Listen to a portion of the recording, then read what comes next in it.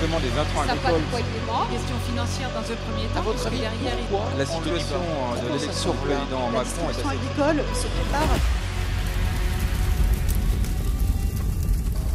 Mesdames, Messieurs, bonjour. Je suis très heureux de vous retrouver ici en direct du Salon de l'Agriculture sur le plateau de Yara. Et justement, j'ai le plaisir d'accueillir Nicolas Broutin. Bonjour. Bonjour Jean-Paul. Vous êtes président de Yara. On va parler d'un sujet très important. L'agriculture est-elle otage d'une guerre mondiale? Pour en parler, j'ai aussi le plaisir donc d'accueillir Alessandra Kirsch. Bonjour. Bonjour Jean-Paul. Alors, vous représentez ici le think tank Agriculture et Stratégie. À vos côtés, Thierry Pouche. Bonjour. Bonjour Jean-Paul. Économiste bien connu, donc chez Chambre d'Agriculture France. Et puis, à ma gauche, Patrice Boyon. Bonjour. Bonjour Jean-Paul. Éditorialiste pour Ouest France. Alors, Patrice, on démarre très directement. Vous êtes allé 5 fois en Ukraine, donc ces derniers temps. L'agriculture en Ukraine aujourd'hui, plus que jamais, c'est essentiel. Surtout, ce conflit nous a rappelé l'importance du bassin de la mer Noire sur le marché mondial des céréales. C'est Antonio Guterres qui avait rappelé au printemps le risque d'un ouragan de famine parce qu'il y avait ce blocus des ports céréaliers de la mer Noire. Donc effectivement, c'est vraiment l'importance de cette région dans l'équilibre alimentaire mondial. Qu'est-ce qui vous a marqué là-bas? Alors, deux choses qui m'ont marqué. La première, c'est que les agriculteurs ont vécu une année cataclysmique. Il faut savoir que les plus riches terres céréalières sont dans l'est de l'Ukraine, donc sur la zone de front. La deuxième chose, c'est le poids de l'histoire. C'est-à-dire que dans toutes les fermes, les villages où je suis passé, à un moment ou à un autre, les agriculteurs me rappelaient à la grande famine de 1933, organisée par Staline pour faire plier les Ukrainiens et les koulaks, ceux qu'ils appelaient les gros paysans ukrainiens, avec en un an près de 5 millions de morts. On n'a pas de statistiques très précises, c'est une approximation, puisque le responsable des statistiques avait été fusillé par Staline. Fusillé, ouais. Alors, on voit différentes images là que vous avez rapportées. Qu'est-ce qu'on doit en retirer comme... D'abord, l'importance des destructions, notamment au début de la guerre. Il faut savoir qu'aujourd'hui, les Ukrainiens, notamment dans les villes, vivent avec cette menace permanente d'attaques de missiles, de drones suicides. Et puis, la difficulté pour les agriculteurs aujourd'hui, parce qu'il y a une incertitude, puisqu'il faut savoir qu'il y a eu un accord qui permet d'ouvrir ce corridor au commerce des céréales, mais il arrive à expiration le 17 mars. On ne sait pas ce qui va se passer. Il y a un décalage très important entre les cours mondiaux et les prix des parts fermes, parce que les intermédiaires en fait font payer le prix fort aux paysans ukrainiens. Et puis il y a un sujet dont on ne parle pas beaucoup, c'est celui de la libération du marché foncier en Ukraine. Il y a le Oakland Institute aux États-Unis qui vient de publier un rapport sur la course au foncier, et notamment avec des grands fonds d'investissement qui regardent de près ce qui se passe en Ukraine. Alors l'an passé, on était au lendemain du début du conflit en Ukraine, on l'appelait comme cela. Aujourd'hui, on est un an après, donc on a un certain nombre d'enseignements et on va se projeter sur la question, est-ce qu'on est dans un conflit mondial aujourd'hui? La question, Thierry Pouche, on est dans un conflit mondial? Militairement, pas encore, même si ça prend un peu tournure avec les livraisons d'armes, évidemment. On avait peut-être aussi, sur les 15 ou 20 dernières années, l'idée d'une guerre économique mondiale. Aujourd'hui, on a l'impression qu'avec ce conflit en Ukraine qui pourrait s'étendre, se généraliser, tout le monde a en tête quand même le cas de la Chine et du conflit qu'il pourrait y avoir avec les États-Unis, parce que quand même pour Washington, c'est une priorité, la Chine.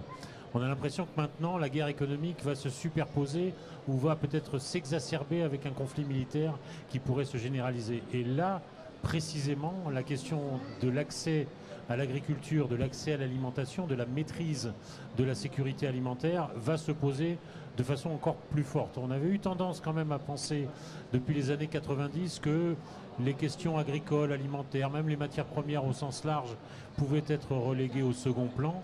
La technologie, les accords de libre-échange, tout ça faciliterait les choses. Là, il y a une force de rappel terrible. Finalement, les questions agricoles redeviennent sur le premier plan et les priorités commencent à s'inverser aujourd'hui. Alessandra, on voit les pays vont justement nouer des alliances aujourd'hui pour l'alimentaire. Oui, il y a des pays qui nouent des alliances et l'alimentation est vraiment devenue une arme. Aujourd'hui, la Russie, elle détient des stocks de blé qui sont extrêmement importants. Et du coup, elle arrive à convaincre certains pays de rejoindre sa cause pour pouvoir bénéficier de cet accès au blé, puisque à L2, la Russie et l'Ukraine, ça représentait plus de 50% des importations des pays africains notamment. Donc c'est une arme pour nouer des alliances et c'est ce qui joue énormément sur les cours des prix alimentaires au niveau international. On a eu une flambée du prix de l'énergie qui a engendré une flambée du prix des transports et tout ça a généré aussi une flambée des prix de l'alimentation. L'alimentation coûte très cher et pour les pays qui ne sont pas autonomes, il est absolument crucial de pouvoir s'en procurer. Alors, on ne sait pas vraiment où on en est du conflit entre les États-Unis et la Chine. Si c'est une réalité, le problème, c'est que les stocks de maïs, ils sont en Chine. Et pas que de maïs. Pas seulement que de maïs, hein. Il y a les stocks de blé, les stocks de maïs, les stocks d'orge. Et ce qui est très intéressant, c'est de voir que la Chine se préoccupe déjà depuis fort longtemps de son approvisionnement alimentaire et de sa sécurité. Parce que M. Moyon faisait référence à ce qui s'est passé en Ukraine dans les années de guerre, mais en Chine aussi, avec le grand bond en avant, il y a eu quand même une 50aine de millions de morts. Et donc les autorités chinoises sont aussi obsédées par l'approvisionnement alimentaire de façon à empêcher coûte que coûte les soulèvements populaires. Et donc de ce point de vue, on voit bien dans les chiffres que depuis 2008, c'est-à-dire depuis la crise économique et financière, avec cette première phase de flambée des prix, souvenons, il faut qu'on s'en souvienne quand même, la Chine s'est mise à acheter, à importer massivement. Alors non seulement parce qu'elle ne peut pas couvrir par sa propre production agricole, et pourtant c'est une production importante, ses propres besoins intérieurs, mais c'est aussi pour se constituer des stocks de précaution, des stocks stratégiques sur les principales denrées, de façon à pouvoir être un petit peu indépendante des approvisionnements futurs en cas de conflit. Et l'an passé, il y a un an, ici à la même époque, on recevait le président d'une division de la Commission européenne qui nous disait, quand on regarde au niveau des pays européens, il y a peut-être 2 pays qui ont répondu à notre demande d'enquête sur est-ce qu'on sait faire des stocks ou pas. La France n'y était pas. C'était le Danemark et l'Allemagne de mémoire. Ça veut dire qu'on n'est pas dans une logique de stock aujourd'hui. On n'est pas dans une logique de stock. Et ce que vous dites sur l'Allemagne est intéressant, puisque c'est quand même le premier pays européen qui dégage un déficit commercial agroalimentaire structurel aux alentours de 13-14 milliards de moyenne. Donc c'est quand même un pays qui se préoccupe de sa sécurité alimentaire. Et je crois qu'avec cette guerre, mais il y avait déjà les prémices avec la pandémie, la Commission européenne et les États membres doivent maintenant se préoccuper de cette question des stocks stratégiques dans un contexte de guerre, pour l'instant localisé à la Russie et l'Ukraine, mais dont on sait qu'il y a quand même des foyers de tension ailleurs qui pourraient élargir ce conflit.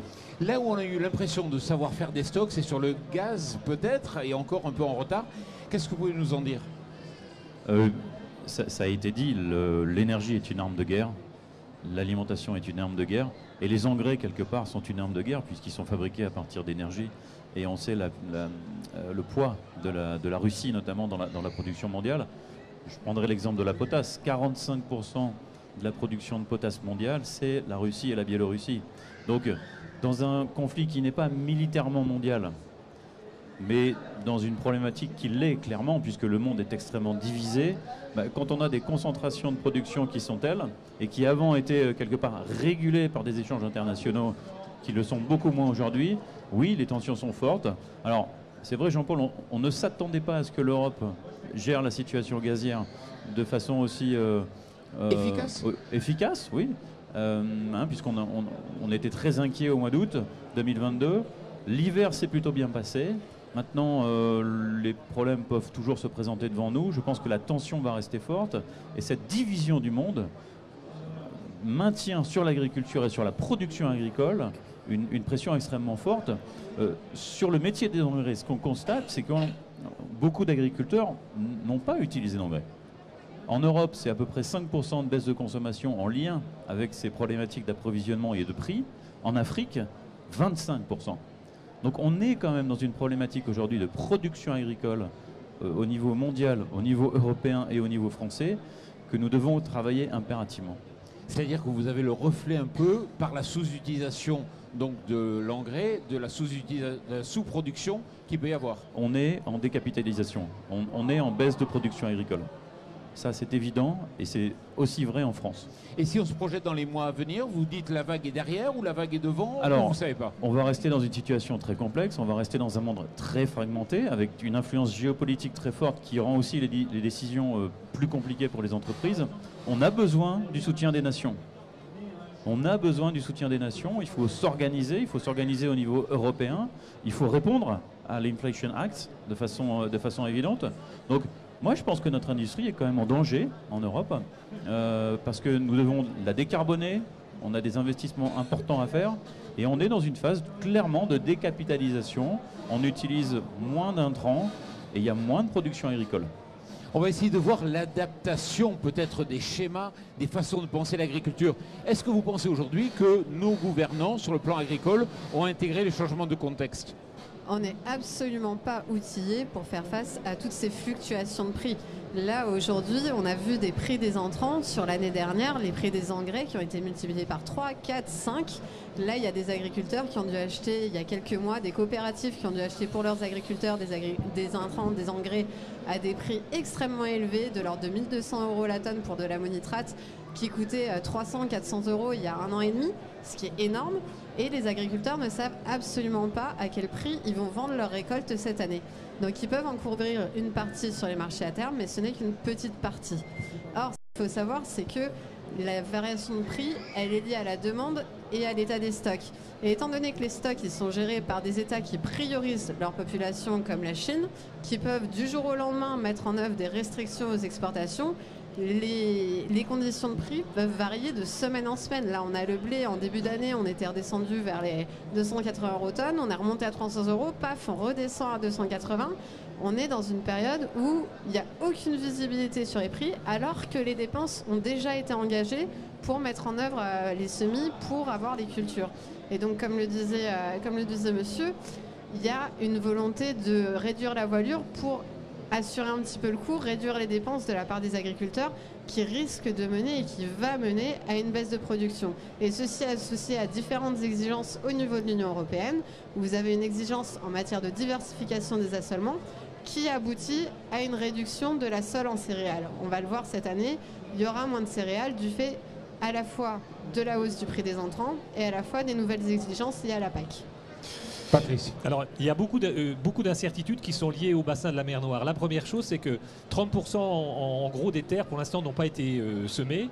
La deuxième chose, c'est que l'accord sur les céréales qui avait été conclu sous l'égide de l'ONU et de la Turquie, le corridor, il arrive à expiration le 17 mars. Alors, l'Ukraine voudrait que sa reconduction soit faite sur 1 an, parce que ça donnerait de la visibilité. Mais évidemment, on peut penser que Poutine va utiliser ce sujet comme il l'entend.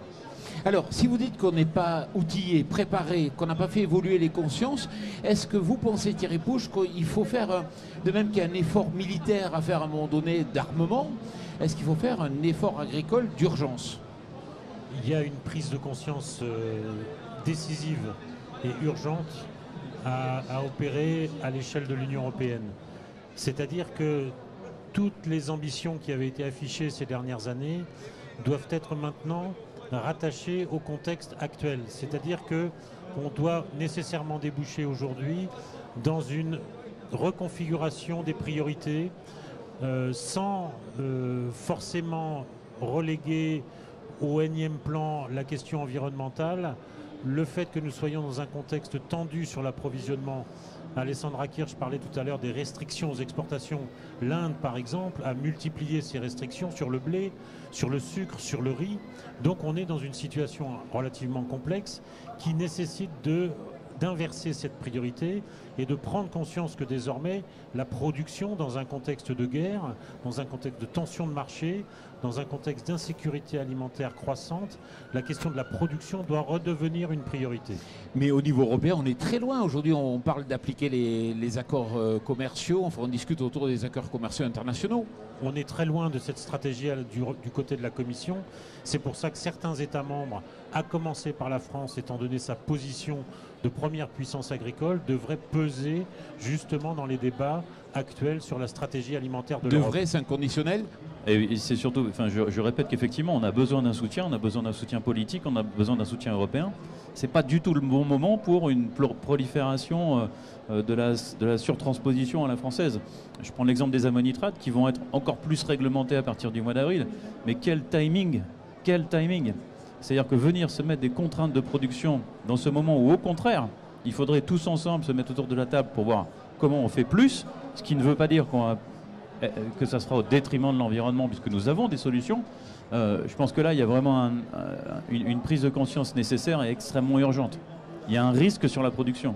Il faut inverser les priorités. Je pense que là-dessus, on peut aussi pointer le fait qu'il y a une vraie incohérence profonde de l'Union européenne, notamment sur la question des engrais, où là, on vient de décider un abaissement des taxes anti-dumping pour certains engrais azotés. En parallèle, on va mettre en œuvre un truc qui s'appelle le mécanisme d'ajustement carbone aux frontières qui va renchérir le prix des engrais à l'importation. Et en parallèle, on demande une décarbonation des engrais qui va aboutir à des engrais qui vont coûter plus cher parce que le processus de production coûtera nécessairement plus cher. Donc d'un côté, on essaye d'abaisser le prix parce qu'on voit bien que les agriculteurs n'arrivent pas à s'en sortir et n'arrivent pas à financer leurs intrants. Et de l'autre côté, on va aller toujours plus loin en étant toujours plus vertueux et comme l'a rappelé Thierry, en signant toujours plus d'accords de libre-échange. Aujourd'hui, un accord de libre-échange, la partie commerciale, elle ne relève que de la compétence de l'UE. Donc c'est l'UE qui décide simplement à majorité si, oui ou non, on fait rentrer tel quota d'importation et selon quelles conditions les États membres n'ont plus leur mot à dire. Là, il y a un chiffre très simple de cette mesure qui a permis effectivement de faire rentrer beaucoup plus d'urée en Europe. Les importations ont été multipliées par 2. Donc les importations d'urée en Europe ont doublé entre septembre 2022 et puis la période actuelle. C'est un engrais beaucoup plus polluant. C'est vrai. Et on est dans un état d'ébriété parce que le président de la République, il va aller dans les allées, il va prononcer 40 fois le mot souveraineté alimentaire. Tout le monde parle de ce besoin de développer l'agriculture et on a l'impression qu'il y a un ventre mou qui fait qu'on ne passe pas aux actes. Pourquoi ? Parce qu'il faut arriver à gérer d'un côté cette ambition d'aller vers une transition environnementale et de l'autre côté le consentement à payer de l'utilisateur final, du consommateur final de nos produits alimentaires qui est de plus en plus limité, notamment en période inflationniste. Le consommateur n'a pas les moyens de payer l'alimentation qui est réclamée par le citoyen. Et nos politiques répondent aux demandes du citoyen et après se disent « Ah oui, mais ça ne va pas aller au niveau de la consommation ». Mais ça, j'avais l'impression que c'était avant la guerre en Ukraine. Là, quand même, on s'est rendu compte qu'il se passe quelque chose. Oui, mais la notion de souveraineté n'est pas forcément perçue ni définie de la même façon d'un État membre à un autre. Parce que si c'était le cas, ça voudrait dire qu'on aurait peut-être franchi un pas vers une Europe fédérale. Or, en matière de souveraineté, quelle est la part de pouvoir qu'on est capable de léguer à la Commission sur ce terrain de la souveraineté? Existe-t-il une souveraineté européenne, notamment dans le domaine alimentaire? C'est loin d'être évident. Il y a quand même toute une partie d'États membres du Nord qui sont de tradition libre-échangiste, qui ne savent pas trop comment se comporter vis-à-vis de la souveraineté. La souveraineté alimentaire en France correspond aussi à son histoire, c'est-à-dire un interventionnisme relativement conséquent. Donc c'est pas étonnant que ça vienne de France et que ça soit porté par le président de la République d'une certaine façon. Mais de là à ce que ça soit partagé par l'ensemble des États membres, on est encore avec une marge de progression considérable. Alessandra. Et il y a aussi un historique où les citoyens français et européens imaginent qu'on est toujours à l'ère de la surproduction, qu'on est toujours à l'ère des excédents, qu'on peut réduire fortement notre production sans que ça pose problème. Les gens n'ont pas conscience des taux d'importation dans notre consommation, de à quel point notre alimentation est de plus en plus d'origine importée et que cette alimentation qui est importée ne correspond absolument pas aux standards que nous on exige sur le sol français et européen. Ils n'ont absolument pas conscience de la différence, à quel point on a un niveau d'exigence supérieur. C'est catastrophique, mais c'est une prise de conscience à faire.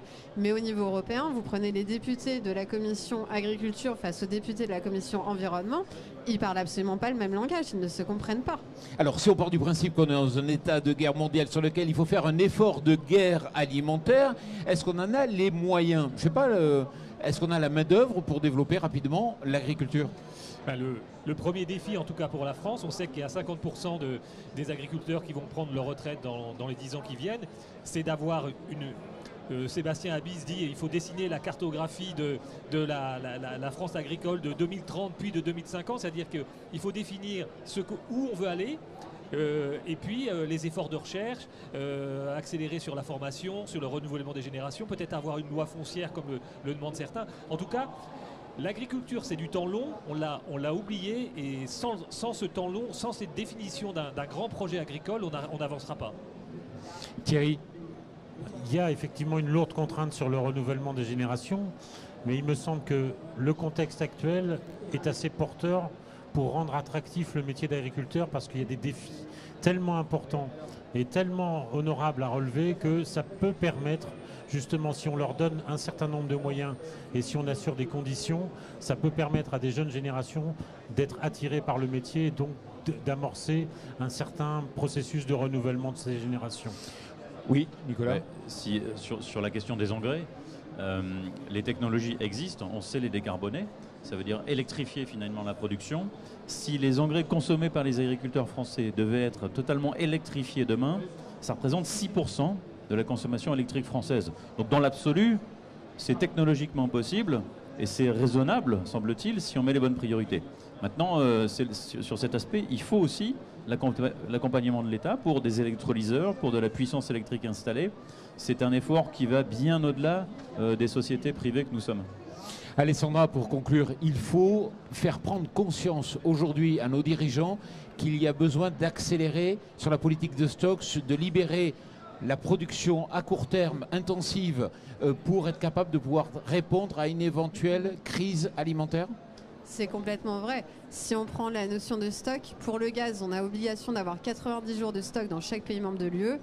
Pour l'alimentation, on n'a aucune obligation équivalente, ce qui fait qu'au niveau européen, on doit avoir quelques semaines de stock stratégique en blé, enfin de stock global en blé, alors que la Chine, elle a 1 an d'avance. 1 an de stock.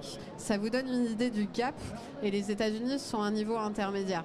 On a vraiment besoin de reprendre conscience des priorités. On a eu très peur pendant le Covid, c'est là qu'on s'est repenché sur la relocalisation de l'alimentation, etc. Maintenant, quand les chaînes logistiques ont repris leur cours, on a très vite oublié que l'alimentation est une affaire de proximité et que si la machine est grippée d'un point de vue logistique, que ce soit à cause du coût des énergies du transport ou à cause de contraintes logistiques, on risque d'avoir des réelles pénuries. Pour l'instant, elle ne les a pas vraiment vu venir, mais ça peut arriver. Elles sont pas loin. Alessandra Kirch, merci beaucoup. Thierry Pouche, merci d'être venu. Nicolas, merci beaucoup. Et puis Patrice, merci d'être ici avec nous pour ce débat. Et je vous dis merci aussi. Largement des intrants agricoles.